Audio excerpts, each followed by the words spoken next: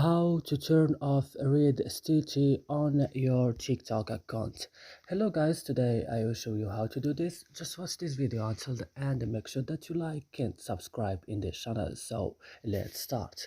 First you will just go to TikTok, then opening it.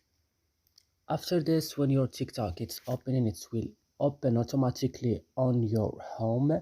You will just go down here on your profile, then open it.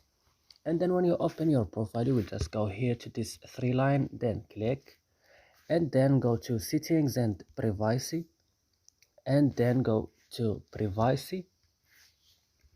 And after this, go to direct message here, and then you will find an option who name Read Stitchy. You will just now go here on display, and now you have to turn off this icon like this, and that's it. So I hope this video is useful for you guys. Don't forget to like and subscribe in our channel, and see you next video.